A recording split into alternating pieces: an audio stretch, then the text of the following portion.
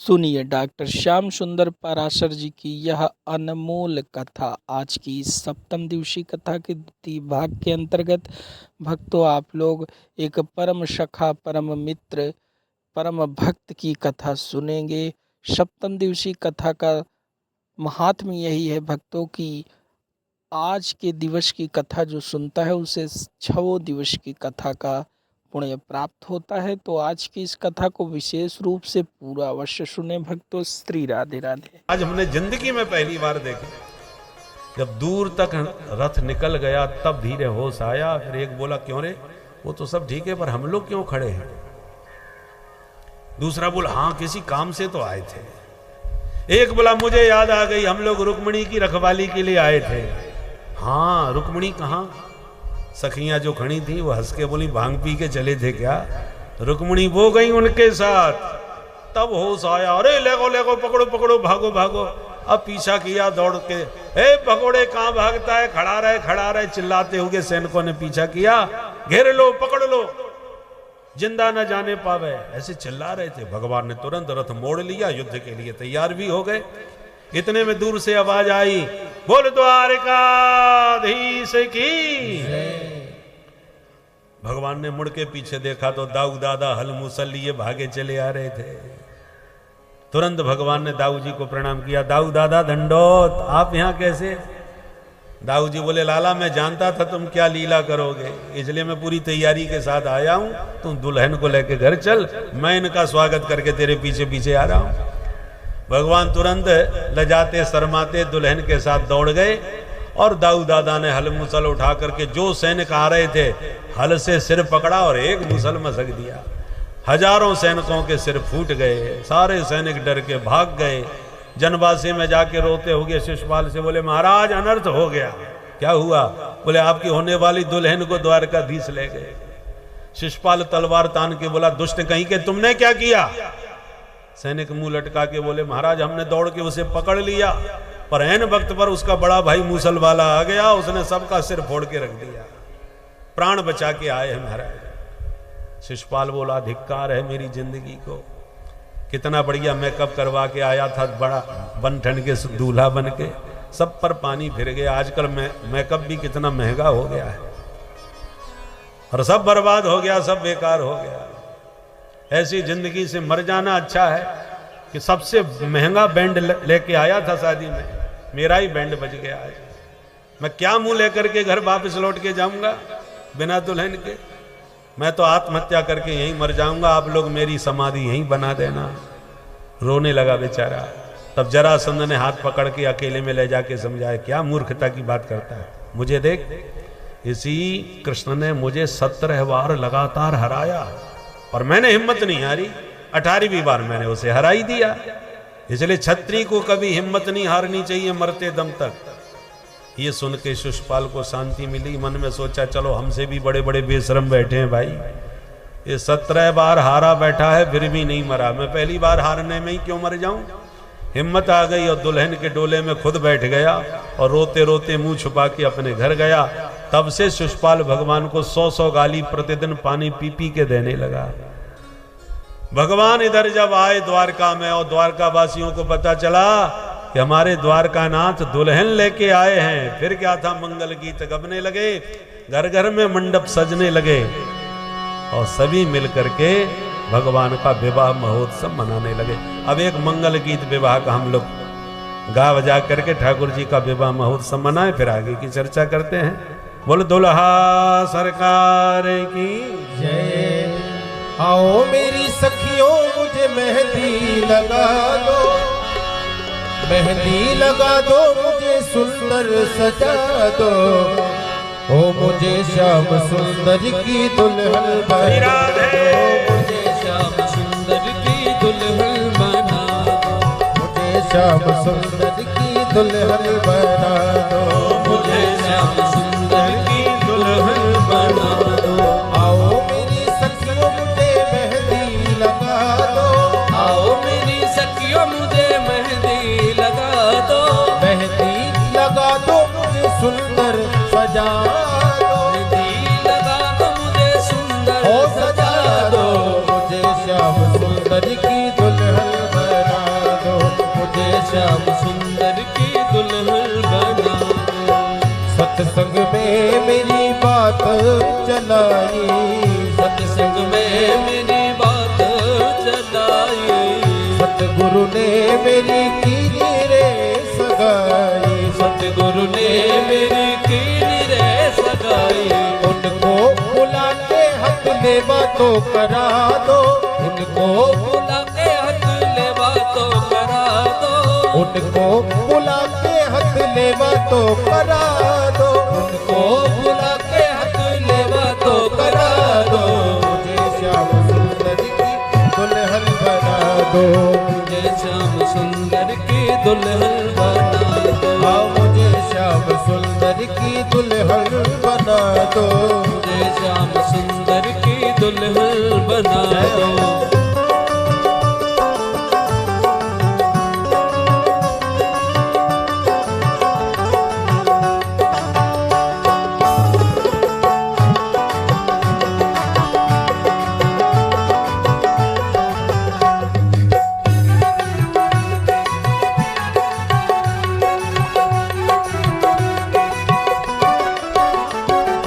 ऐसी पहनू चूड़ी जो कबहू न टूटे, ऐसे पहनो चूड़ी जो कबहू न छूटे, ऐसी पहनू चूड़ी जो कबहू न टूटे, ऐसे पहनो चूड़ी जो कबहू न टूटे, ऐसा बरू दुल्हा जो कबहू न छूटे, ऐसा बरू दुल्हा जो कबहू न, ऐसा बरू दुल्हा जो कबहू न छूटे, ऐसा बरू दुल्हा जो कबहू न रूठे।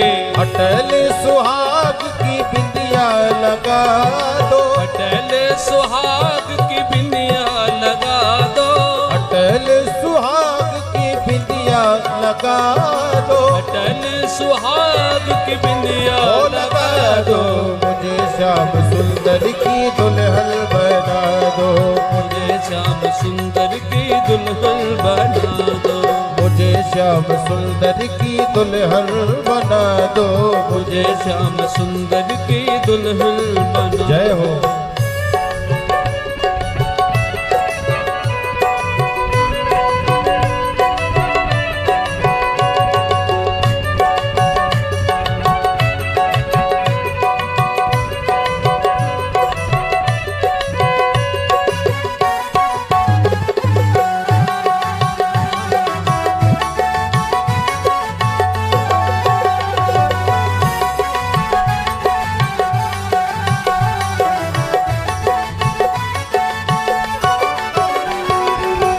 बांध के घुंघरू में उनको रिझाऊंगी, बांध के घुंघरू में उनको रिझाऊंगी, बांध के घुंघरू में उनको रिझाऊंगी, बांध के घुंघरू में उनको रिझाऊंगी।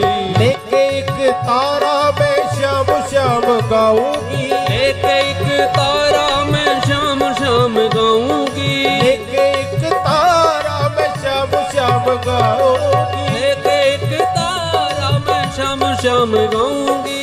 सखियां बुला के मेरी विदा तो करा दो, सखियां बुला के मेरी विदा तो करा दो, ओ सखियां बुला के मेरी विदा तो करा दो, सखियां बुला के मेरी विदा तो करा दो। ओ मुझे श्याम सुंदर की दुल्हन बना दो, मुझे श्याम सुंदर की दुल्हन बना दो, मुझे श्याम सुंदर की दुल्हन बना दो, मुझे श्याम सुंदर की दुल्हन बना दो। आओ मेरी सखियों मुझे मेहंदी लगा दो, आओ मेरी सखियों मुझे मेहंदी लगा दो, ओ मेहंदी लगा दो मुझे सुंदर सजा दो, मेहंदी लगा दो मुझे सुंदर ओ सजा दो। मुझे श्याम सुंदर की दुल्हन बना दो, मुझे श्याम सुंदर की दुल्हन बना दो, ओ मुझे श्याम सुंदर की दुल्हन बना दो, मुझे श्याम सुंदर की दुल्हन बना दो। बोलिए रुक्मणी रमण भगवान की जय। बोल दुल्हा सरकार की जय, द्वारकाधीश भगवान की जय। तो इस प्रकार से भगवान का ये प्रथम विवाह संपन्न हुआ। दूसरा विवाह भगवान का जाम्बवती जी से हुआ, तीसरा विवाह सत्यभामा जी से हुआ, चौथा विवाह कालिंदी जी से हुआ, पांचवा विवाह मित्रविंदा जी से हुआ, छठा विवाह भद्रा जी से हुआ, सातवां विवाह सत्या जी से हुआ और आठवां विवाह लक्ष्मणा जी से हुआ। ऐसे भगवान के ये 8 विवाह अलग अलग हुए। परंतु एक भौमासुर नाम का दैत्य कन्याओं का हरण करके जेल में डालता जा रहा था। कन्याओं की संख्या 16,100 तक पहुंच गई। भगवान को पता चला तो सत्यभामा जी के साथ में गरुड़ पर बैठ के उड़े, इसके नगर में घुसे, भयंकर भौमासुर से युद्ध किया, सारी सेना सहित भौमासुर का संहार करके भगवान ने जेल में जाके सभी कन्याओं को मुक्त कर दिया। सभी कन्याएं भगवान का रूप देखकर मुग्ध हो गईं और बोली, प्रभु आपने इस पापी के का बंदी गृह से हमें मुक्ति दिलाई है, अब ये जीवन आपके चरणों में ही हमारा समर्पित है, क्योंकि संसार में अब हमें कौन अपनाएगा, कौन राजकुमार हमसे विवाह करेगा। तो भगवान ने एक मुहूर्त में सभी कन्याओं से विधिवत विवाह करके उन्हें अपनाया और द्वारका में लाके दिव्य महलों का निर्माण करके प्रभु ने उन सबको निवास दिया। और इस प्रकार से भगवान के पूरे विवाह कितने हो गए? 16,108। ये द्वारकाधीश के ठाठ। समय पाकर के प्रत्येक रानी से 10-10 बेटा हुए और एक एक बिटिया भाई। अब भगवान के बच्चों की संख्या कितनी हो गई वो घर में जाके आप लोग हिसाब लगा लेना। 16,108 गुणित 10 बराबर 1,61,080। इतने बेटा हुए। फिर धीरे धीरे बच्चों की भी, बच्चे बड़े हो गए, बच्चों के भी विवाह हो गए, फिर बच्चों के भी बच्चे हो गए और परिवार बढ़ता चला गया। एक दिन वो आया कि भगवान के परिवार की संख्या हो गई 56 करोड़। 56 करोड़ संख्या का भगवान का अपना निजी परिवार था। किसकी हिम्मत थी जो कह देता कि प्रभु सपरिवार पधारिए। बोलो राधे राधे राधे राधे। और हम लोग आजकल कह रहे हैं कि अरे बड़ी जनसंख्या बढ़ गई, नारा लगा दिया हम दो हमारे दो। अब इसमें भी संशोधन कर दिया, बस हम दो हमारा एक ही बहुत है, बेटा हो चाहे बेटी बस बहुत है। और इसी देश में कुछ लोग अपना अभियान चला रहे हैं, हम 5 हमारे 25। वो अपने अभियान में आगे बढ़ रहे हैं।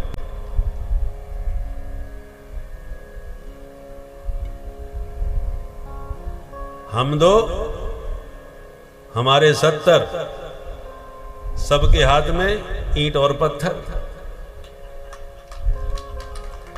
यहां पर एक संभाल नहीं पा रहे, ऊपर चाहिए पूरे 72।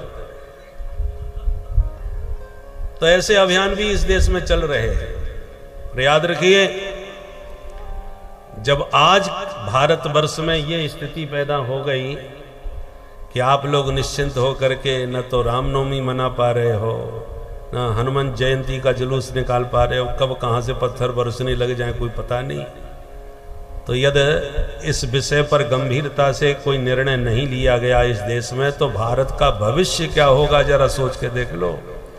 हम हिंदुओं के पास बस एक ही ले दे के देश है, यहां से भगाए गए तो कोई ऐसा देश नहीं जहां हमको आश्रय प्राप्त हो सके।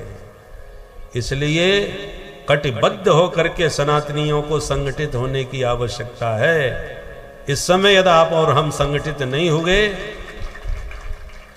क्योंकि अंग्रेज चले गए, परंतु आज अंग्रेजों की नीति अभी भी हमारे नेता लोग चला रहे हैं, फूट डालो राज्य करो। एक रहेंगे सिर्फ रहेंगे, बटेंगे तो कटेंगे, ये सब नारे दिए गए, परंतु जिन्होंने नारे दिए वही हमें बांटने में लग गए। ऐसे ऐसे बिल लाने लगे जिसके कारण हमारा सौहार्द बिगड़ने लगा, हम आपस में लड़ने भिड़ने लग गए।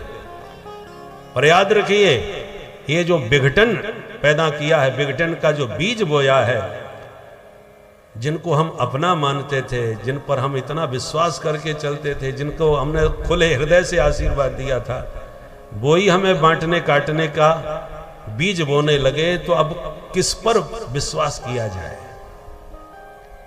कोई भी सनातन धर्म का हितैषी पार्टी आज वर्तमान में नहीं है। एक नागनाथ तो दूसरे सांपनाथ। अब तो हमको ये सोच करके आशीर्वाद देना है कि कौन सा नाग हम चुने जिसके काटने से बच जाए। काटेंगे तो सब। खतरनाक नाग के द्वारा काटे गए तो ऐसा नहीं कि काटते पानी भी ना पी सके, वहीं लुढ़क जाए। कम से कम ऐसा नाग चुने, कम से कम जिसके काटने से कुछ जीवित रहने की आशंका तो हो। ये स्थिति आज हम सनातनियों की इस देश में हो गई, जो अपना ही देश था, धर्म के नाम पर जिसका बंटवारा हुआ था कि एक पाकिस्तान एक हिंदुस्तान बनेगा। हिंदुस्तान भी हिंदुओं का नहीं रहा, उसे भी धर्मशाला बना दिया, और आज हिंदू अपने ही देश में सुरक्षित अनुभव नहीं कर पा रहे। इसलिए एक सूत्र हमारे ऋषियों ने दिया था, संघे शक्ति कलौ योगे। कलयुग में जो संगठित होगा वही शक्तिशाली होगा। हम कहने में बहुसंख्यक हैं, परंतु नेताओं की कूटनीति ने हमको इतना बांट दिया है। और याद रखिए, यदि हम इसी प्रकार उनके बहकावे में बंटते रहे तो इतिहास से शिक्षा ले लो, सीख लो। जो तुम्हें आज बांट रहे हैं, बंटने के बाद कोई भी सुरक्षित नहीं रह पाएगा। जिनको बहला फुसला करके कह रहे हैं कि चलो हम तुम्हारे साथ खड़े हुए हैं, वही जब तुम अरे भाई, जो पाकिस्तान में हिंदू बचे थे ना, वो सब चतुर्थ वर्ण के ही थे। आज देख लो वहां पर उनकी क्या दशा हो रही है, कितने बचे हैं। और ये सब देखते समझते हुए भी लोगों की बुद्धि ठिकाने नहीं है। कितने आश्चर्य की बात है, कितने बुद्धिहीन लोग हैं कि सब समझ रहे हैं और इतिहास से फिर भी शिक्षा नहीं ले रहे, फिर भी बहकावे में अपनी मृत्यु का मार्ग प्रशस्त कर रहे हैं। इसलिए सभी सनातनी संगठित होकर के यदि रहेंगे तो आप और हम सुरक्षित रह सकेंगे, नहीं तो भारत का निकट भविष्य बहुत भयावह होने वाला है। बोलो भारत माता की। भगवान द्वारकानाथ इतने बड़े परिवार में भी सदा मस्त मुस्कुराते हुए रहते थे, समय समय बच्चों को शिक्षा भी देते रहते थे। एक बार नारद जी ने पांडवों के राजसूय यज्ञ का निमंत्रण दिया, तो भगवान इंद्रप्रस्थ आए, धूमधाम से पांडवों का राजसूय यज्ञ हुआ। राजसूय यज्ञ वही कर सकता है जिसने सारी धरती के राजाओं की स्वीकृति प्राप्त की हो, जिसकी अधीनता सभी राजा स्वीकार करने को तैयार हो। तो सबने स्वीकृति दे दी, पर जरासंध ने स्वीकृति नहीं दी। तो भगवान भीम अर्जुन को अपने साथ में पंडित जी बना करके ले गए और द्वंद्व युद्ध की भिक्षा मांगी जरासंध से। जरासंध ने भीमसेन को चुन लिया, 27 दिन तक युद्ध किया। भगवान का इशारा पा करके जरासंध को भीमसेन ने बीच में से चीर दिया और उसका वध हुआ। जरासंध का पुत्र सहदेव शरण में आ गया तो भगवान ने उसी को मगध नरेश घोषित कर दिया। जरासंध के जेल खाने में 20,800 राजा बंधक बने पड़े थे जेल खाने में। भगवान ने उन सब राजाओं को मुक्त कर दिया। सभी राजाओं ने भगवान की स्तुति करी। कृष्णाय वासुदेवाय हरये परमात्मने प्रणतक्लेशनाशाय गोविंदाय नमो नमः। ये भागवत का सुंदर मंत्र है। जब भी कोई संकट पड़े तो इसके द्वारा प्रभु से प्रार्थना करना चाहिए। इस मंत्र के माध्यम से भगवान बड़े बड़े संकटों से रक्षा करते हैं। अब धूमधाम से पांडवों का यज्ञ प्रारंभ हो गया, पर प्रथम पूजा किसकी की जाए ये प्रश्न खड़ा हुआ। तो सहदेव ने खड़े होकर कह दिया, मेरी दृष्टि से तो भगवान द्वारकाधीश से बढ़कर कोई नहीं। पितामह भीष्म ने खड़े होकर अनुमोदन कर दिया कि मैं समर्थन करता हूं। बिल्कुल ठीक कहा गया, कृष्ण से बढ़कर कोई नहीं। तब तो पांडवों ने भगवान द्वारकाधीश को सिंहासन पर बैठाया और प्रथम पूजन प्रारंभ कर दिया। तो उसी सभा में शिशुपाल बैठा था, उसका मूड खराब हो गया। ये वही श्रीमान जी हैं कि दूल्हा बन के हम गए और दुल्हन को लेके ये भग गए। आज मेरा मौका है, मैं नहीं छोड़ने वाला इसे। शिशुपाल ने खड़े होके गालियां देना चालू कर दिया। इस भगोड़े को, इस ग्वारिया को प्रथम पूजा का पात्र आप लोगों ने कैसे मान लिया भाई? अपशब्दों का प्रयोग किया तो पांडवों ने तलवार निकाल ली, हमारे प्रभु का अपमान। तो शिशुपाल के समर्थन में भी बहुत से राजाओं ने तलवार खींच ली कि नहीं, अभिव्यक्ति की आजादी होनी चाहिए, शिशुपाल को अपनी बात कहने का पूरा मौका दिया जाए। प्रभु समझ गए ये तो विश्व युद्ध छिड़ने वाला है भाई, क्योंकि संपूर्ण विश्व की शक्तियां यहां बैठी हुई हैं राजसूय यज्ञ में, और अभी दो भागों में बट जाएंगे और विश्व युद्ध छिड़ जाएगा और मेरे कारण छिड़ेगा। इसलिए भगवान ने अपने ही पक्षधर पांडवों से कह दिया, आप लोग बैठ जाओ भैया, हमारी बुआ का लड़का है, हम दोनों के बीच में ही द्विपक्षीय वार्ता होने दो, तीसरे को बीच में आने की जरूरत नहीं, हम आप उसमें निपट लेंगे। प्रभु का संकेत पाके पांडव बैठ गए तो शिशुपाल के भी समर्थक शांत होकर बैठ गए, पर शिशुपाल नहीं बैठा, गाली देता गया। गोविंद खड़े खड़े सुनते रहे, गिनते रहे। जो 100 गाली पूरी हुई, भगवान बोले सावधान शिशुपाल, तेरी मां मेरी बुआ लगती है और मैंने बुआ को वचन दिया है तेरे 100 अपराध क्षमा करूंगा, वो मैंने वचन निभाया, अब मत बोलना भाई। और ये कहां रुकने वाला था?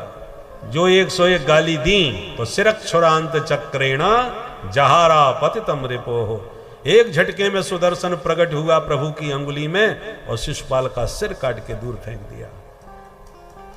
जैसे ही शिशुपाल का सिर कटा कि जितने दुष्ट राजा बैठे थे सब शांत रह गए, कांप गए। आप उसमें बोले गड़बड़ करेंगे तो यही हालत अपनी भी हो जाएगी, इसलिए बोलो मत, जो हो रहा है होने दो। किसी के मुंह से एक शब्द नहीं निकला। भगवान ने सारे विश्व को भारत का संदेश दिया कि हम भारतीय लोग स्वभाव से ही शांति प्रिय होते हैं, हमारा मूल मंत्र है सर्वे भवन्तु सुखिनः, सब सुखी रहे। पर हमारी इस शांति प्रियता और सज्जनता को बहुत से लोग कायरता समझ बैठते हैं, और जो हमारी सज्जनता को कायरता समझते हैं उनके लिए हमें दूसरा मंत्र सिखाया गया है, सठे साठ्यम समाचरेत, जो जिस भाषा में समझे उसको उसी भाषा में समझाना चाहिए। 100 गाली सुन के हमने अपनी सहिष्णुता का परिचय दिया और 101 गाली पर गर्दन उड़ा दी तो दुष्ट राजा एक भी शब्द नहीं बोल पाए। आप उसमें बोले गड़बड़ करेंगे तो यही हालत अपनी होगी, बोलो मत, देखते रहो, जो हो रहा है होने दो। मतलब शक्ति के सामने सब सिर झुकाते हैं, इसलिए सज्जनता की भी एक सीमा होनी चाहिए। बहुत अधिक सज्जनता दुर्बलता और कायरता को सिद्ध करती है। इसलिए भगवान ने 100 गाली सुनी और 101 पर दंड दे करके सारे उद्दंडों पर अंकुश लगा दिया, अपनी शक्ति का परिचय दे दिया। क्षमा सोहती उस भुजंग को जिसके कंठ गरल हो, उसका क्या जो दंतहीन विषहीन विनीत सरल हो। विष का दांत लगा हो फिर भी सांप न काटे, तब उसको सज्जन कहा जाएगा। विषधर होते हुए भी उसने डसा नहीं, काटा नहीं। और जब विष का दांत तोड़ दिया जाए सांप का, और फिर वो सांप कहे कि आजकल हमने काटना छोड़ दिया, अरे कटुआ अब तू कहां से काट लेगा? बोलो राधे राधे। जब दांत तेरे तोड़ दिए तब तू सज्जनता की भाषा बोल रहा है, तो तू काट के कर भी क्या लेगा? अब तो तेरे दांत टूट ही गए। सज्जनता तो तब थी कि तुम्हारे पास विष का दांत होता, फिर भी तुम सज्जनता का परिचय देते, तब आपको सज्जन समझते। अब तो तुम्हारे दांत ही उखाड़ दिए गए। इसलिए इसको व्यवस्था कहते हैं, इसको सज्जनता नहीं कहते। भगवान ने सज्जनता का भी परिचय दिया और उद्दंड को दंड दे करके अपनी प्रभुता का भी परिचय दिया। सुखदेव जी कहते हैं राजन, आनंद के साथ पांडवों का राजसूय यज्ञ संपन्न हुआ और इसी राजसूय यज्ञ में पांडवों की सभा में दुर्योधन को जल में थल थल में जल दिखा, गिर पड़ा और लोग हंस पड़े। इस हंसी को उसने अपना अपमान के रूप में स्वीकार किया और वही हंसी महाभारत का बीज बन गई। दुर्योधन ने शकुनी के षड्यंत्र में पांडवों को हरा करके सर्वस्व उनका लूट लिया और धीरे धीरे भयंकर महाभारत युद्ध हुआ। उसमें सारी पृथ्वी का भार भगवान ने दूर करा दिया। परीक्षित भगवान के चरित्र अनंत हैं, हरि अनंत हरि कथा अनंता। तुम बोलो, तुम क्या सुनना चाहोगे? तब परीक्षित ने कहा महाराज, प्रभु का नाम है दीन बंधु, तो कभी भगवान ने किसी दीन को बंधु बनाया था कि नहीं? कैसे नाम पड़ा दीन बंधु? तब सुखदेव जी को सुदामा जी की याद आई और सुदामा जी का परिचय दिया। कृष्णस्यासीत् सखा कश्चित् ब्राह्मणो ब्रह्मवित्तमः विरक्त इंद्रियार्थेषु प्रशांतात्मा जितेंद्रियः। भगवान कृष्ण के परम प्रिय सखा सुदामा जी महाराज जो ब्राह्मण हैं और केवल जाति मात्र के ब्राह्मण नहीं है, ब्रह्मविद वरिष्ठ ब्राह्मण है, ब्रह्मज्ञानी ब्राह्मण है, इंद्रियों के विषयों से विरक्त, प्रशांतात्मा, परम जितेंद्रिय। कल पूज्य शंकराचार्य जी महाराज कह रहे थे ब्राह्मण की संपत्ति पहचान धन से नहीं होती, ब्राह्मण की संपत्ति है तपस्या, विद्या। जिस ब्राह्मण के पास विद्या हो, तपस्या हो, ये उसकी असली पूंजी होती है। 500 हाथ नीचे पानी मिले तो कौन कुआं खोदे?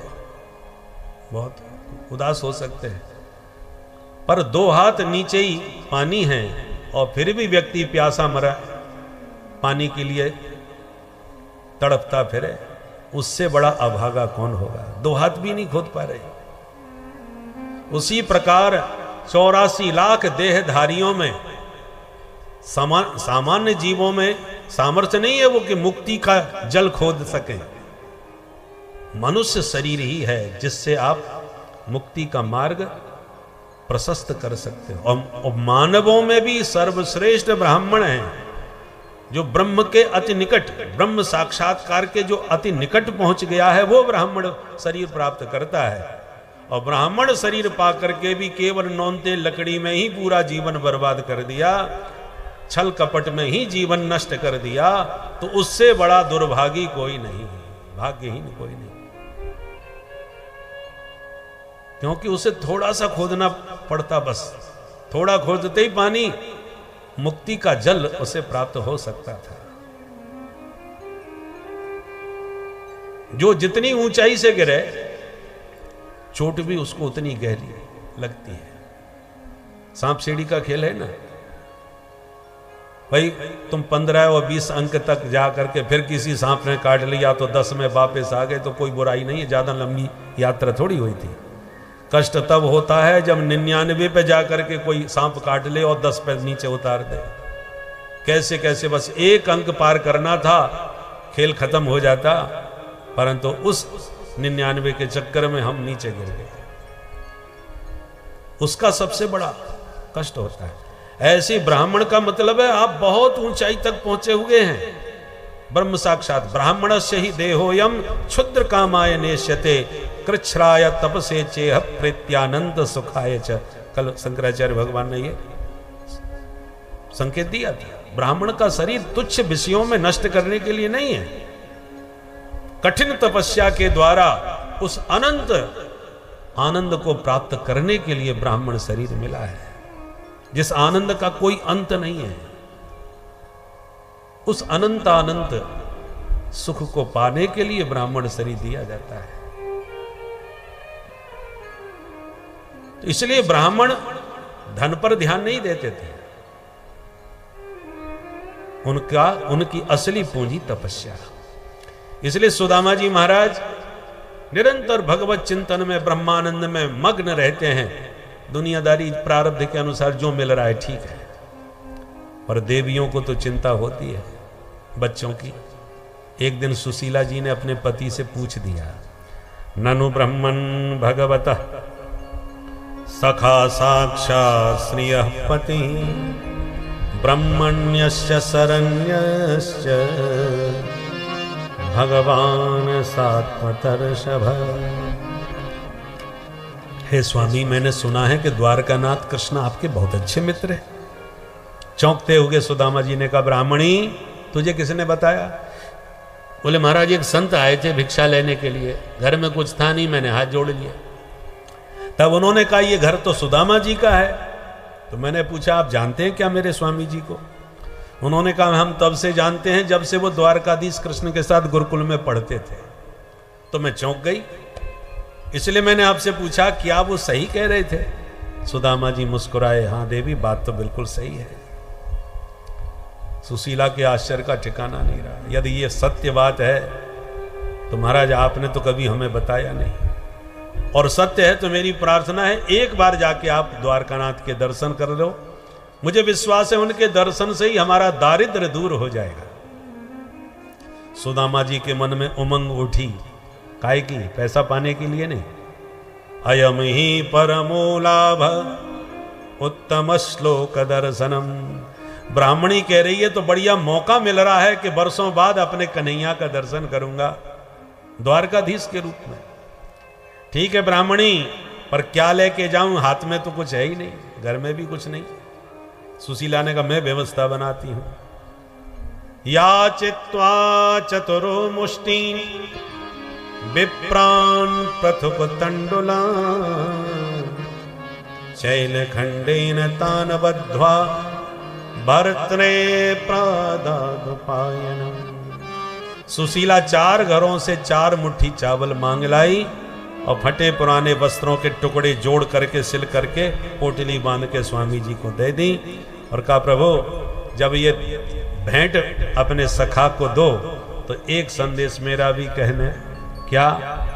एक मास द्वय पाख में 2 एकादशी हो, सो प्रभु दीन दयाल ने नित्य प्रतिदिन मोहे। हे दयालु द्वारकानाथ, आपके सभी भक्त महीने में 2 बार एकादशी का व्रत करते हैं, पर मेरे ऊपर ऐसी कृपा है कि मेरे घर में तो 12 मास एकादशी ही बनी रहती है। जिस दिन खाने पीने के लिए कुछ नहीं दिखता तो मान लेते हैं कि आज हमारा एकादशी का व्रत है। सुदामा जी बोले ठीक है ब्राह्मणी, ये भी कह दूंगा। और सुदामा जी बगल में पोटली दबाए चले गए। थक गए, रास्ते में सो गए। भगवान ने ऐसी लीला करी कि उठा के अपनी दिव्य योग माया से द्वारकापुरी में ही सुला दिया।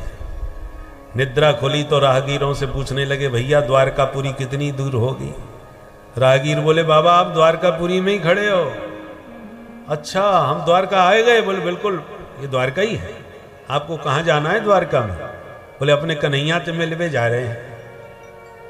तुम जानो वो कहाँ मिले वो? बोले बाबा ये कन्हैया कौन है? उनका पता ठिकाना मालूम है आपको? किस गली में रहते हैं, कौन से मोहल्ले में रहते हैं, मकान नंबर, सेक्टर नंबर कुछ मालूम है? सुदामा जी बोले ये सब हमें कछु ना मालूम, हमने तो ऐसी सुन रहा कि ये वो द्वारका को राजा है। राजा? बोले हाँ देख भाई मेरो मित्र है तो प्यार से मैं कन्हैया बोलूं, वैसे नाम बाको कृष्ण है। जो कृष्ण नाम सुना राहगीर समूह ताकने लगे, महाराज आप किसका नाम ले रहे हैं? वो हमारे भगवान हैं, हमारे मालिक हैं, उनका नाम कोई ऐसे लेता है? सुदामा जी बोले तो कैसे नाम लियो जा भाई? अरे बाबा कुछ विशेषण लगाओ। श्री श्री 1008 श्री महाराजा धीराज गोविप्र प्रतिपालक भगवान द्वारकानाथ श्री कृष्णचंद्र जी महाराज। कल महाराज शंकराचार्य जी की वृद्धावली सुनी आपने? कितनी लंबी चौड़ी विशेषता लगा करके नाम लिया जाता है, और तुम कैसे नाम ले रहे हो? सुदामा जी बोले भैया तेने तो बड़ो लंबो चौड़ो नाम सुनाई दिया। अच्छा ये बता वो मिलेंगे कहाँ? बोले बाबा चले जाओ, ये पंक्तिबद्ध जितने आपको भवन दिख रहे हैं ना सब हमारे सरकार के हैं, परंतु हमारे सरकार ब्राह्मणों के बड़े भक्त हैं, इसलिए संकोच मत करना, वो जरूर मिलेंगे। कह के राहगीर चल दिए। अब सुदामा जी दीन चहे करतार जिन्हें सुख सो तो रहीम टरे नहीं टारो। यद्यपि पौरुष कीन्ह बिना सुख आवहि आपहु हाथ पसारो।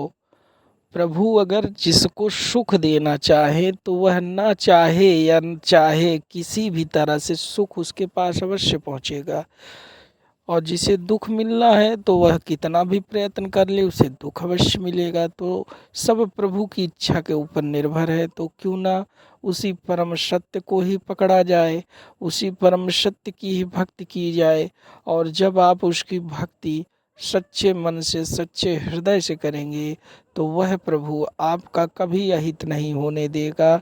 सदैव आपको सुख समृद्धि और सौभाग्य का ही जीवन मिलेगा, यह प्रभु की घोषणा है।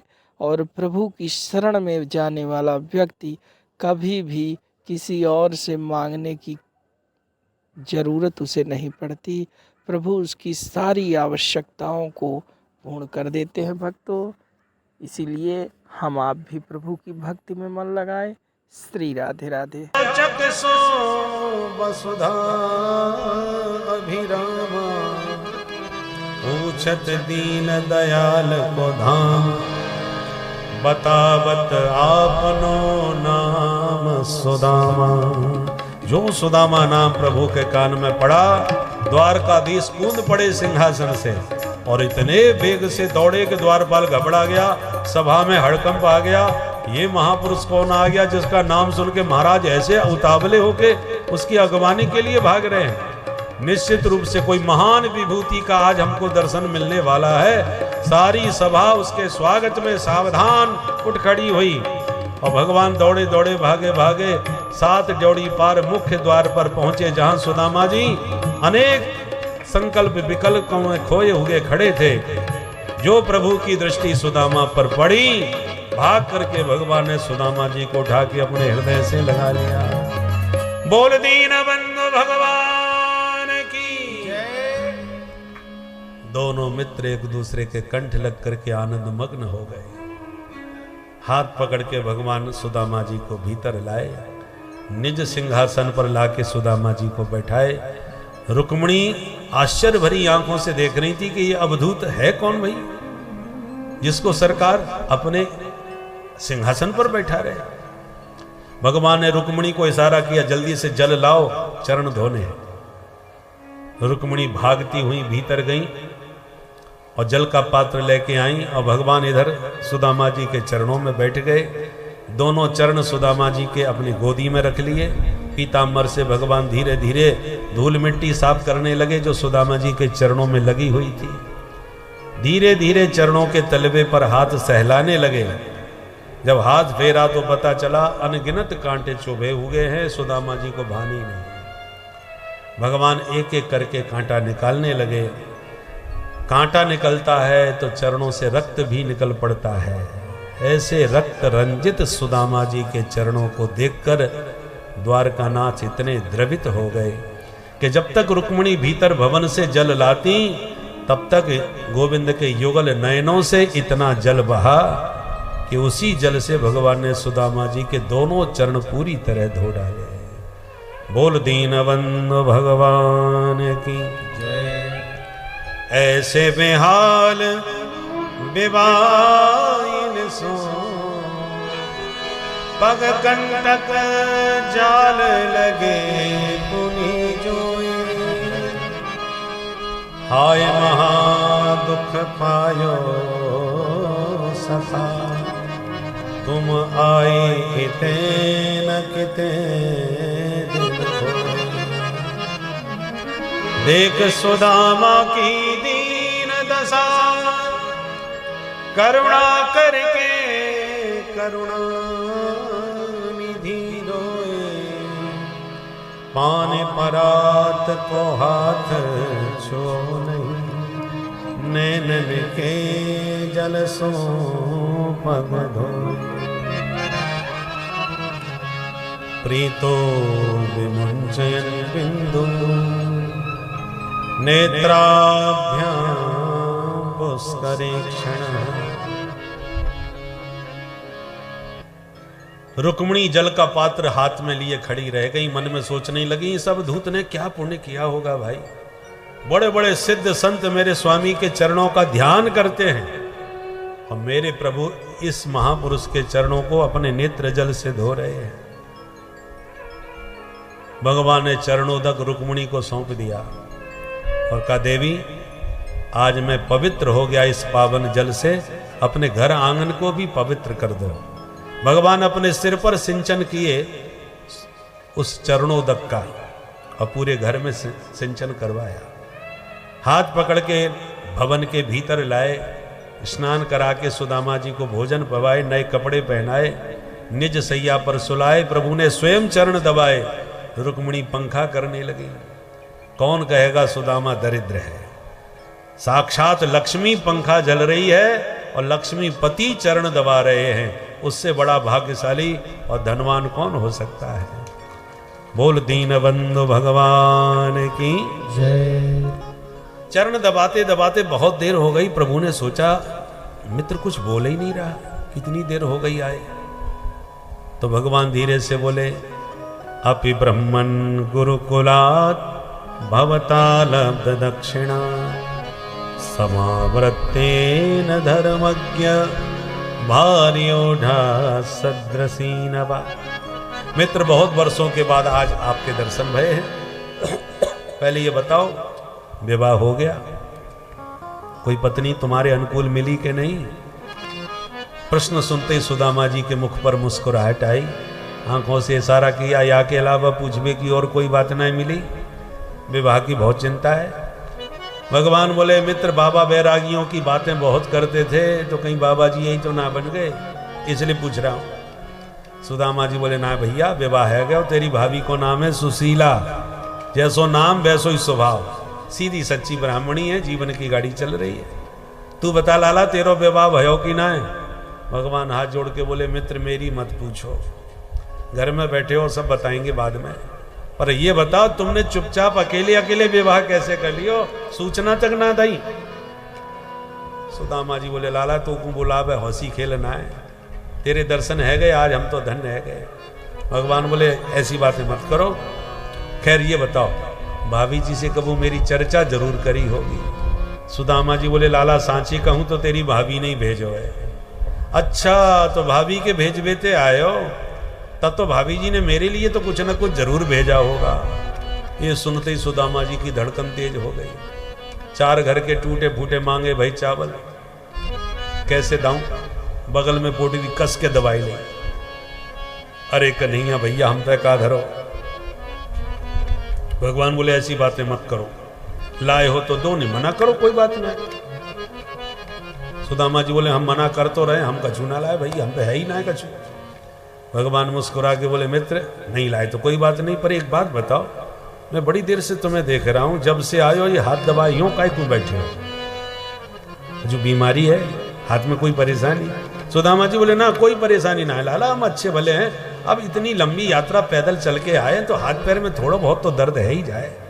भगवान बोले चल बेटे पैर में तो दर्द है सके, हाथ में कैसे है गए भाई, और हाथ में यदि दर्द है तो फालतू में इतनी देर से पैर दबाए रहे।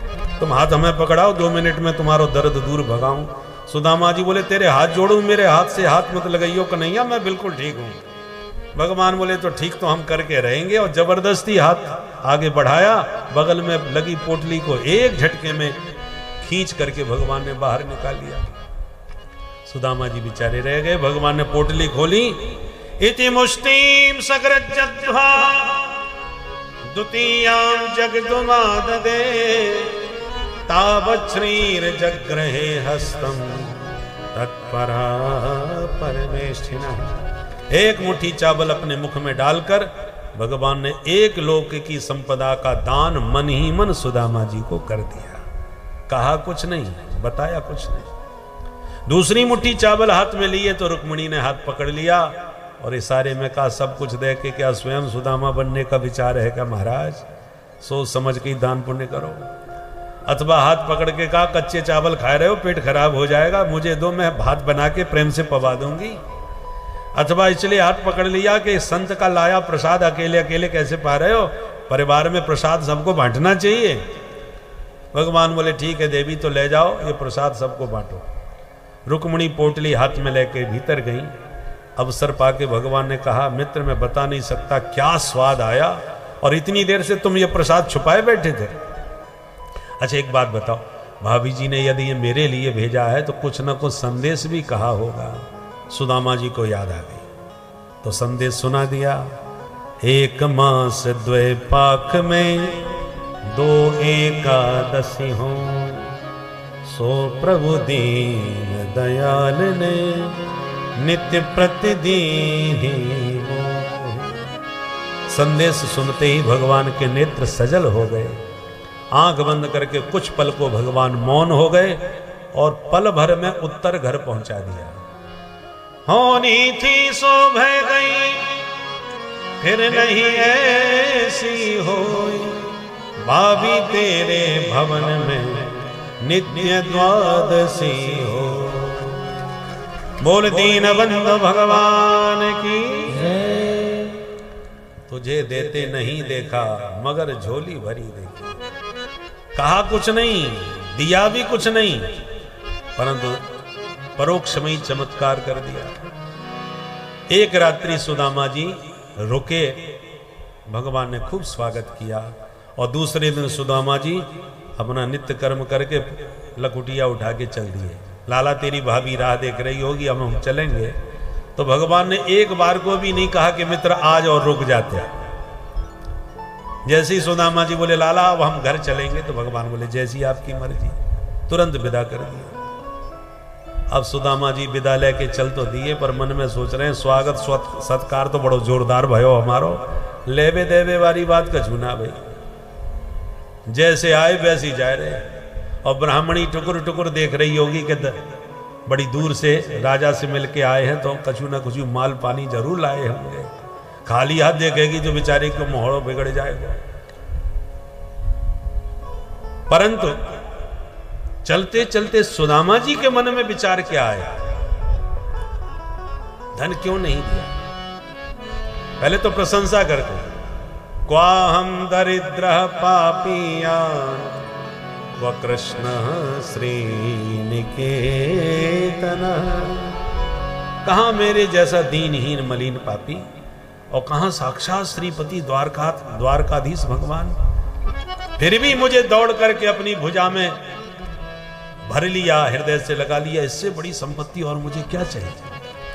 धन नहीं दिया, उसका कारण मैंने समझ लिया कि निर्धन को एक साथ धन दे दिया जाए तो बुद्धि निश्चित रूप से बौरा जाती है।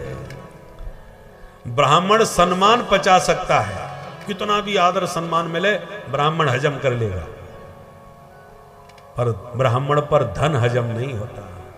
पैसा आया कि बुद्धि बौराई, तुरंत माथे में गर्मी आ जाती है। सबके देखो, हम लोग चाहे जितना जाति की बात करें, जाति बुरी नहीं है, जातिवाद बुरा है। जाति तो जन्म से है। कितने प्रकार के फल होते हैं, कितने प्रकार के पक्षी होते हैं। अब पक्षी कहने से सब पक्षी एक से थोड़ी हो जाएंगे। पक्षियों में जाति होती है, ये कौवा है, ये हंस है, ये तोता है, ये मैना है, कितना अंतर है। हैं तो सब पक्षी ही, पर पक्षी पक्षी में अंतर कितना हो गया, जाति है। ऐसे पशु में तो सब आ गए, पर शेर शेर ही होता है, गीदड़ गीदड़ ही होता है, वो भी पशु है। पर शेर माने पशुओं की भी जाति होती है, और जातिगत गुण होता है। ब्राह्मण कितना भी विद्वान हो जाए, वो अपनी विद्या को बचा लेगा। वैश्य के पास बनिया कितना भी धन आ जाए, वो सब पचा जाएगा, पता नहीं चलेगा। पैसा पचाने की सामर्थ्य वैश्य में हो सकती है, ब्राह्मण में नहीं होगी। ब्राह्मण विद्या बचा सकता है, ये जातिगत गुण है। क्षत्रिय में जो शौर्य वीर्य होता है, साहस होता है, वो अन्य जाति में नहीं मिलेगा।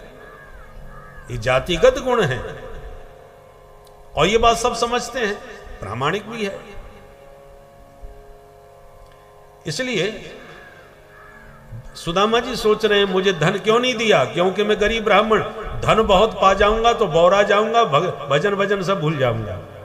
इसलिए धनम में भूरी ना ददा, इसलिए प्रभु ने मुझे धन नहीं दिया। ऐसा विचार करते हुए सुदामा जी घर आए। जहां उनकी झोंपड़ी थी वहां इतना विशाल विशाल महल देखा, सुदामा जी घबरा गए, हे भगवान ये महल कौन को बन गयो, जगह तो मेरी यही है। मालूम पड़े काऊ राजा को जगह पसंद आ गई तो मेरी झोंपड़ी तोड़वाए दी, अपनो महल बनवाए लिए। चलो झोंपड़ी गई तो गई, पर पंडितानी कहां चली गई, ब्राह्मणीय ढूंढवे कहां जाऊं। महल के चक्कर काट रहे थे कि दास दासियों ने महल के भीतर जाके महारानी सुशीला को सूचित किया, महारानी देखो ये ब्राह्मण कब से चक्कर काट रहा है, कौन है। झरोके से नीचे झांके, जो सुशीला ने देखा सुदामा जी को, उछल पड़ी आनंद में, अरे चलो चलो मेरे स्वामी जी आ गए, भव्य स्वागत की तैयारी करो। 16 श्रृंगार करके सुशीला सोने की थाली में जगमगाती आरती लेकर के छम छम करती मुख्य द्वार से बाहर निकली। सेवक जय जयकार करने लगे, बोलो सुदामा महाराज की जय। सुन के जय घोष सुदामा जी और घबरा गए, भाई सुदामा तो हम ही हैं, परंतु ये सुदामा महाराज कोई और होंगे। और ये महारानी कौन आ रही हैं, कहीं पूजा पाठ करवे जा रही होंगी मंदिर में। तो रास्ता खाली करके एक किनारे हाथ जोड़ के खड़े हो गए बेचारे। छम छम करती सुशीला ने आके चरणों में प्रणाम करके जब आरती उतारी सुदामा जी की, तो डरते डरते सुदामा जी हाथ जोड़ के बोले, देवी जी आपको परिचय। सुशीला बोली, धन्य है महाराज, ऐसे सखाते मिले क्या मोहिए भूल गए। जो सुशीला के शब्द कान में टकराए, सुदामा जी आंखें फाड़ के मुंह देखते रह गए। अरे सुशीला तेरे दो दो चुटीला, हे भाग्यवान, मुझे तो अपनी आंखन पे विश्वास ही ना हो भाई ये 1.5 हड्डी की वही ब्राह्मणी है। भैया धन संपत्ति आए तो चेहरा मोहरा सब बदल जाए। सुशीला को पहचाने नहीं पा रहे सुदामा जी। सच बता ब्राह्मणी, इतनी ऊंची महल अटारी, ये चमचमाती तन पे साड़ी, ये दमदमाती सोने की थारी कहां से आ गए तेरे पास। सुशीला बोली, आपके सखा ने आपको कछु बतायो ना है, ये सब द्वारकानाथ भगवान कृष्ण की कृपा कोई तो चमत्कार है। अब सुदामा जी को बात समझ में आई, ब्राह्मणी कन्हैया बड़ो छलिया है। क्यों कहा भयो, अरे इतनी दूर हम बातें मिलवे गए, पर विदाई में फूटी कौड़ी ना धरी मेरे हाथ पे, और तू ना गई ना आई, घर बैठे चुपई माला माल कर दी। सच में कन्हैया घनश्याम हैं, ये बादलों की तरह। कभी कभी ये देखो दिन में बरसते हैं तो सबको दिखते हैं आज इतना पानी बरसा, और कभी कभी चुपचाप रात में भी रिम झिम बरसात करके निकल जाते हैं, पता ही नहीं चलता कब बरस गए। ऐसी भगवान की कृपा भी दिन रात बरस रही है, पर कुछ कृपा हमें समझ में आ जाती है, कुछ कृपा ऐसी होती है जो समझ में भी नहीं आती, और भगवान चुपचाप कृपा बरसा के निकल जाते हैं। तो भगवान की कृपा का सतत अनुभव करते रहना चाहिए। ठाकुर जी की कृपा निरंतर हम पर बरस रही है, उसका अनुभव करते रहिए। मनुष्य शरीर ही भगवान की कृपा से मिला है, मानव शरीर कृपा न होती तो अपने बल से थोड़ी मिलता है। कबहू की कर करुणा नर देही, देत ईस बिनु हेतु सनेही। कृपा करी तब मनुष्य शरीर मिला। मनुष्य शरीर भी भारत भूमि में मिला है, और भारत भूमि के भी आप तो उत्तर प्रदेश में बैठे होंगे, वो जो उत्तम प्रदेश है, सारे अवतार भगवान के प्राय उत्तर प्रदेश में ज्यादा हो गए। ऐसी दिव्य भूमि में आप बैठे, भगवान की कितनी बड़ी कृपा है। जहां इस समय वातावरण कितना तना तनी का बन रहा है, पूरे विश्व में बम बारूद बरस रहे हैं, लोग हाहाकार मचा के प्राण बचाने के लिए इधर उधर भटक रहे हैं, व्याकुल हैं, और इस भयावह स्थिति में हम लोग चैन से भगवान की कथा सुन रहे हैं, ठाकुर जी के गुणगान कर रहे हैं। ये भगवान की कृपा नहीं तो और क्या है। इसलिए इस भगवान की कृपा का निरंतर अनुभव करते रहो, चिंतन करते रहो कि प्रभु तुम बहुत अनुग्रह कीनो, साधन धाम विबुध दुर्लभ तन मोहि कृपा कर दीनो, हरि तुम बहुत अनुग्रह कीनो। ठाकुर जी आपकी बड़ी कृपा है, इस कृपा का निरंतर अनुभव करते रहो, जैसे सुदामा जी ने किया। भगवान के अद्भुत चरित्र हैं। अब प्रभु को लगा मेरे जाने के बाद कहीं मेरा ही यदुवंश पृथ्वी का भार न बन बैठे, इसलिए इसको भी ठिकाने लगाओ। संतों का स्मरण किया, संतों की मंडली आ गई। द्वारका में भगवान ने बगीचा में सबको विश्राम दिया चातुर्मास के लिए। और एक दिन भगवान के ही बच्चे खेलते हुए बगीचा पहुंच गए। महात्माओं को देख करके बच्चे आपस में बोले, बाबा लोग पड़े पड़े खीर मालपुआ सटकाते रहते हैं, इनको कुछ आता जाता है, चलो आज इनकी परीक्षा लेके देखते हैं इनमें कितनी दमखम है। क्या परीक्षा ले? तो जाम्बवती का बेटा था सांब, उसको साड़ी पहना दी और कपड़े पेट में बांध दिए और गर्भवती महिला बना करके ले गए। महाराज जी प्रणाम, हमारी भाभी जी आपसे कुछ जानना चाहती हैं। क्या? बोले ये बताओ हमारी भाभी जी के बेटा होगा कि बिटिया? बाबा बोले बैठो अभी बताते हैं। अब कोई आंख बंद करे, कोई नाक बंद करे, कोई प्रश्न कुंडली बनावे, कोई समझ में ना आवे। अब बच्चे एक दूसरे को देख के मुस्कुरा में देखे, महाराज जी क्या बताएंगे, मजाक कर रहे थे। अब महात्मा लोग समझ गए, हे बच्चों शर्म नहीं आती, महात्माओं से मजाक करते हो, भागो यहां से। एक पीछे से बोला, देखो आंख है तो दिखाओ मत, आता है तो बताओ, नहीं मना कर दो। तब तक दूसरा कहता आता ही नहीं है, बताएंगे कहां से। अब बाबाओं का मूड खराब हो गया, बोले इधर आओ मैं बताऊं। दुर्वासा जी बैठे थे वहीं, बच्चे चले गए, हाँ बताओ। बोले जनिष्यति वो मंदा मुसलम कुल नासनम, संपूर्ण कुल का सर्वनाश करने वाले मूसल को ये जन्म देगी। बच्चे डर गए, तुरंत कपड़े उतारे तो मूसल निकल पड़ा। अब बच्चों के पसीना छूट गए कि मूसल तो था ही नहीं हमारे पास, ये कहां से आ गया भैया। जब बाबा जी के कहने पर न होने पर मूसल बन गया तो पक्का है इसी मूसल से हमारा भी सर्वनाश होने वाला है। रोते रोते भागे, उग्रसेन को सारी घटना सुनाई। महाराज उग्रसेन ने डांट लगाई और चुपचाप उसको घिस करके पीस करके समुद्र में फेंकवा दिया उस मूसल को। वही पिसा हुआ मूसल एरका नाम की पैनी घास बन के सागर तट पर पैदा हो गया। भगवान के पास नारद जी आए। भगवान ने नारद जी को अपने माता पिता के लिए स्वरूप बोध कराने के लिए संकेत दिया। तब नारद जी वसुदेव जी के पास गए। वसुदेव जी ने भागवत धर्म के विषय में प्रश्न किया नारद जी से। तब नारद जी ने कहा, यही प्रश्न एक बार विदेहराज जनक जी ने नव योगेश्वरों से पूछा था कि मनुष्य शरीर बड़ा दुर्लभ है, इस दुर्लभ मनुष्य शरीर में भागवत धर्म का रहस्य कृपा करके हमें आप बताएं। तब भागवत धर्म का रहस्य नवयोगेश्वरों ने जनक जी को बतलाया। भक्त कितने प्रकार के हैं वो समझाए। माया का स्वरूप क्या है ये बताया। माया से बचने का उपाय क्या है वो बताया। किस युग में भगवान किस किस रूप से अवतरित होते हैं, ये सारा उपदेश नवयोगेश्वरों ने जनक जी को दिया, जो वसुदेव जी को नारद जी ने नवयोगेश्वर संवाद के माध्यम से समझाया। अब एक दिन उद्धव जी भगवान के पास अकेले में आके बोले, प्रभु मुझे ऐसा लगता है कि आप जाने की तैयारी में हो, मुझे छोड़ के मत चले जाना। भगवान बोले, मित्र उद्धव, तुम्हें मेरे भक्तों का तो सहारा बन के रहना पड़ेगा, आप मेरे साथ नहीं जा सकते। उद्धव जी बोले, आपके बिना मैं कैसे रह पाऊंगा। भगवान बोले, सन्यासी बन के रहो। अच्छा, तो सन्यास का स्वरूप क्या होता है। तब भगवान ने कहा, दत्तात्रेय जी ने 24 गुरु बनाए, इससे सन्यास धर्म की शिक्षा ली। सदगुरु एक ही होना चाहिए, पर शिक्षा तो आप हजारों से ले सकते हैं। सन्यास की शिक्षा के 24 गुरु बनाए। पृथ्वी वायुराकाश आपोग्निश्चंद्रमा रवि, कपोतो जगरः सिंधु पतंगो मधुकृत गजः, मधुहा हरिणो मीनः पिंगला कुररोर्भक, कुमारी सरकृत सर्प ऊर्णनाभि स्वपे सकृत। ये 24 गुरुओं के नाम। पृथ्वी से सहनशीलता सीखी। साधु का जीवन पृथ्वी के समान होना चाहिए।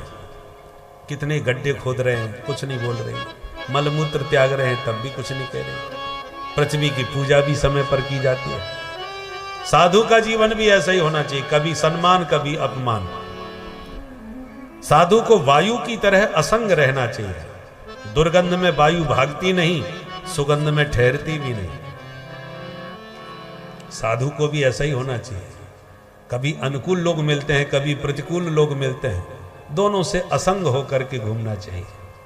आसक्ति किसी में साधु की नहीं होनी चाहिए। एक घर का अन्न साधु खाने लगे तो उसकी साधुता समाप्त होने लगती है, वो उस घर के प्रति उसकी आसक्ति बढ़ने लगती है। ये घर वाले हमारा विशेष ध्यान रखते हैं। तो अपना घर की आसक्ति छोड़ के दूसरों के घर में आसक्त हो जाना कोई समझदारी थोड़ी है। अनासक्त साधु को होना चाहिए। कोई कितनी भी सेवा करे किसी के भी, इसलिए साधु को एक घर का अन्न नहीं खाना चाहिए, नहीं तो आसक्ति बढ़ेगी।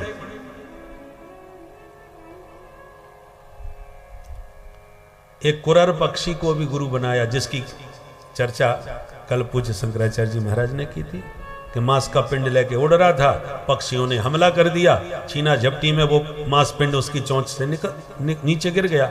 तो जितने भी पक्षी थे सब उस मांस पिंड के पीछे ही भागे चले गए और वो पक्षी स्वतंत्र हो गया जिसके मुंह में था। उसी प्रकार जितना माल पानी इकट्ठा करके रखोगे तो नोचने वाले चारों तरफ तुम्हारे कि कुछ हमें दे दो भैया, कुछ हमारे लिए दे दो, और नहीं दोगे तो फिर बैर बांध लेंगे कि इतना पैसा होने पर भी हमारी सहायता नहीं करी। ये दुनिया वाले पीछा छोड़ने वाले नहीं है। पैसा होगा, धन होगा, सब लगे रहेंगे और सब छोड़ छाड़ के फक्कड़ बन जाओ, कोई तुम्हारे पास नहीं आने वाला। कोई प्रपंच तुम्हारे जीवन में नहीं रहेगा, सारा प्रपंच पैसे का होता है। तो प्रपंच से बचना चाहो तो पैसा नहीं छोड़, पैसा छोड़ दो। इसलिए भगवत रसिक जी कहते हैं, पैसा पापी साधु को परस लगावत पाप, दूर करे गुरु इष्ट से उपजावे संताप। साधु के पास पैसा आया सोई बुद्धि खराब। क्यों? पहले तो वो गुरु से अलग होगा कि गुरु जी के पास रहेंगे तो फिर पैसा गुरु जी को ही देना पड़ेगा, कहां बगल में लेके चले हैं। इसलिए इस प्रकार से साधु को भिक्षुक बन के रहना चाहिए। करतल भिक्षा तरुतल वासा, हाथ में भिक्षा करपात्री बन करके लो और किसी भी वृक्ष को अपना घर बना करके आराम से उसके नीचे रहो। वो परम विरक्त साधु है। हाथी को गुरु बना के सीखा, काठ की हथनी बना करके एक बड़ा भारी गड्ढा सामने करके उसको नकली घास से ढक दिया। हाथी हथनी से मिलने के लिए कामांध होकर के दौड़ा, गड्ढे में गिर गया। महीनों तक ठीक से खाने को नहीं मिला। अंत में उसको अपना दास बना के घर घर घुमाने लगे लोग हाथी को। उसको गुरु बना के सीखा। पदापि युवतिर भिक्षुर न स्पर्शेत दारमीमपि, सन्यासी को काठ की स्त्री का भी स्पर्श नहीं करना चाहिए। और माताओं का कर्तव्य है, साधु सन्यासी को हमेशा दूर से प्रणाम करना चाहिए, उनको छूना नहीं चाहिए, उनका चरण स्पर्श नहीं करना चाहिए, क्योंकि स्पर्श का बहुत बड़ा दोष होता है। इस प्रकार 24 गुरुओं का विस्तार पूर्वक वर्णन किया, बद्ध और मुक्त का स्वरूप समझाया, और उसके बाद भिक्षु गीत और ऐल गीत के द्वारा भगवान ने उद्धव को दिव्य वैराग्य का उपदेश दिया। हंसोपाख्यान के द्वारा आत्म तत्व का रहस्य बतलाया। मुक्ति का मार्ग उद्धव जी के सामने बड़ी सरलता पूर्वक भगवान ने समझाया। अंत में उद्धव जी को अपनी चरण पादुका दी और कहा, तुम बद्रीनाथ चले जाओ, मेरे नर नारायण वहां विराजते हैं, उन्हीं के साथ तुम सत्संग करना। उद्धव जी प्रणाम करके पादुका लेके बद्रीनाथ निकल गए। भगवान परिवार के साथ प्रवासक क्षेत्र पहुंच गए, जहां पर यादवों ने खूब मजरा पान करना चालू किया और शराब के नशे में सब मस्त हो गए और छोटी छोटी बात पर गाली गलौच लड़ाई झगड़ा चालू कर दिया। और छोटी सी लड़ाई ऐसी बढ़ी कि 56 करोड़ यादव आपस में ही भिड़ गए। अस्त्र शस्त्रों का प्रयोग किया, जो घास पैदा हुई थी घास को उखाड़ के एक दूसरे में मारने लगे। शापित घास थी इसलिए सबके शरीर कट कट के गिरने लगे। और देखते देखते कुछ ही समय में 56 करोड़ यादवों में केवल 4-5 बचे, बाकी सब समाप्त। दाऊ जी अपने दिव्य स्वरूप में परिणत हो गए, शेष रूप में परिणत हो गए। भगवान एक वृक्ष की छांव में आराम से टिक के बैठ गए। एक बहेलिया ने प्रभु के चरण में बाण चलाया और आकर के रोया, प्रभु मेरे से भूल हो गई। भगवान बोले, तूने मेरी इच्छा से चलाया है, जा मेरे धाम को। देह त्याग करके बहेलिया हरि धाम को चला गया। और दारुक सारथी से भगवान ने कहा तुम जल्दी द्वारका जाओ और सबसे कह दो 7वें दिन समुद्र में डूब जाएगी मेरी दिव्य द्वारिका। इसलिए सब द्वारकावासी द्वारका खाली करके 7 दिन के भीतर चले जाएंगे। दारुक चला गया संदेश लेके, देवता आ गए, आकाश में प्रभु पधारिए, और देखते देखते भगवान का वह दिव्य श्री विग्रह एक दिव्य प्रकाश में प्रकट हो गया, और वही प्रकाश श्रीमद् भागवत में आकर के विराजमान हो गया। तेनेयम बांगमयी मूर्ति। इसलिए श्रीमद् भागवत कोई पुस्तक मात्र नहीं है, भगवान का शब्द विग्रह है, बांगमय विग्रह श्रीमद् भागवत महापुराण है। बोल भागवत भगवान की। उसके बाद घोर कलयुग आ गया। दाम्पत्य अभिरुचिम, जिसने जिसको पसंद कर लिया बस हो गया विवाह, ये शादी विवाह के रूप रह जाएंगे। और कलयुग में एक से एक लुटेरे राजा बनेंगे जो केवल प्रजा को लूटने का ही लक्ष्य रखेंगे। बोलबाला वर्चस्व कलयुग में शूद्रों का अधिक होगा, वे ही बाहुबली बनेंगे, ऐसा भागवत में लिखा है। ब्राह्मण अपने ब्राह्मणत्व से विहीन हो जाएंगे। कोई पूछे कि आप ब्राह्मण हैं? बोले हाँ। जरा बताइए, अपना परिचय दीजिए, गोत्र क्या है, प्रवर क्या है, वेद क्या है, शाखा क्या है? तो केवल जनेऊ दिखाएंगे, देखो जनेऊ पहने ब्राह्मण है, बस इसके अलावा उन्हें कुछ नहीं मालूम। ऐसे ब्राह्मण हो जाएंगे। चारों तरफ जब वर्ण व्यवस्था चौपट हो जाएगी कलयुग में, तब उत्तर प्रदेश के मुरादाबाद जिले में संभल नाम की तहसील में विष्णु यश नाम के ब्राह्मण का जन्म होगा, और उसके घर में भगवान साक्षात कल्की के नाम से अवतार लेंगे। बोल कल्की भगवान की। इसलिए कलयुग में ब्राह्मण के घर में भगवान आने वाले हैं। इसलिए हमेशा याद रखना चाहिए, ब्राह्मणों को अपने ब्राह्मणत्व की रक्षा में तत्पर रहना चाहिए, क्योंकि कोई तो ब्राह्मण ऐसा बचेगा जो कलयुग के प्रभाव से मुक्त रहेगा, जिसके घर में भगवान प्रकट होंगे। कल्की भगवान ही प्रकट होके मरु और देवापी इन 2 राजाओं को प्रकट करेंगे, जो कलापक ग्राम में तपस्या कर रहे हैं अभी भी। उन्हीं के द्वारा सूर्य चंद्र वंश की पुनः स्थापना होगी। अब बोलो परीक्षित, क्या सुनना चाहोगे? परीक्षित ने कहा, भरद्वाज भाभी प्रबल बिलख कहु मुनिनाथ, हानि लाभ जीवन मरण जस अपजस विधि हाथ। यह 6 चीजें प्रभु के हाथ में ही रहती हैं। कोई कितना भी प्रयत्न कर ले इनको बदलने का या कुछ करने का, किंतु यह बदलता नहीं, यह विधि के हाथ में ही होता है। इसे तभी बदला जा सकता है जब प्रभु कि आप पर कृपा हो, जब आप प्रभु की एकदम भक्ति से ओतप्रोत हो जाएंगे, तो भाभी मेट सकें त्रिपुरारी, प्रभु आपके विधि के विधान को भी मेट देंगे। ऐसी प्रभु की कहती एक महती आवश्यकता है। इस आवश्यकता या इस घोषणा को आप लोग भली भांति परिचित हो जाइए कि सब कुछ करने वाले वही परमपिता परमात्मा है, और यदि आप उनकी भक्ति करते हैं तो आपको अब कुछ कहने सुनने की ज़रूरत नहीं है।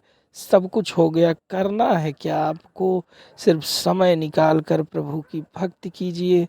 ना समय हो तो तुलसी बाबा ने लिख भी दिया है कि कर से काम करो विधिनाना, मन राखो जहाँ कृपा निधाना।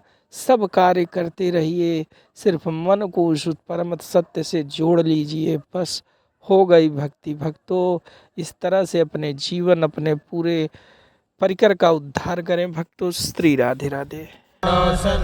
प्रणामो दुख समन, प्रणामो दुख समन, तम नमामि हरिं परम, तम नमामि हरिं परम। श्री हरये नमः, श्री हरये नमः। इस अंतिम श्लोक का भाव है कि जो प्रभु का नाम संकीर्तन जीव के सारे पापों को ध्वस्त कर देता है, ऐसे श्री हरि के पाद पद्मों में हम सब मिलके बारंबार प्रणाम करते हैं। भगवान की मंगलमयी कृपा से, पूज्य शंकराचार्य जी के आशीर्वाद से, आपके इस भव शरणपुर ग्राम में आज आनंद पूर्वक सानंद कथा संपन्न हुई। और ये तो पूरा नैमिषारण्य है, हमारे पांडे जी ने इसको ही नैमिषारण्य बना रखा है अपने घर को ही। और वृक्षावलियों की छत्र छाया में बैठ कर के अपूर्व आनंद का अनुभव हुआ। प्रेम से भगवान की मंगलमयी कथा श्रवण कराई और आप लोगों ने धैर्य के साथ श्रवण करी। और हम पांडे जी को और उनके समस्त परिवार को हृदय से आशीर्वाद देते हैं, इनकी बुद्धि सत्कार्यों में लगी रहे और इसी प्रकार साधु सेवा संत सेवा इनके द्वारा होती रहे। शुभ कर्म इसी प्रकार इनके हाथों से होते रहें। और ध्वजा तो फहरा ही दी है गौ माता की कृपा की, पूज्य शंकराचार्य जी के आशीर्वाद से। और ये ध्वजा की छत्र छाया में इनके द्वारा मंगल कार्य होते रहें, ऐसी भगवान से हम प्रार्थना करते हैं। अब आइए, सारी कथा का सार हरि नाम संकीर्तन है। हम सब मिलके हरि नाम संकीर्तन करेंगे, उसके बाद फिर आरती। और हमारे सभी कलाकारों को निकलना है, इन सब की 8 बजे की ट्रेन है, इसलिए सब बार बार घड़ी दिखा रहे हैं। तो हम लोग भी अब हरि नाम संकीर्तन करके पहले फिर आरती करेंगे और आरती के बाद फिर आप प्रेम से प्रसाद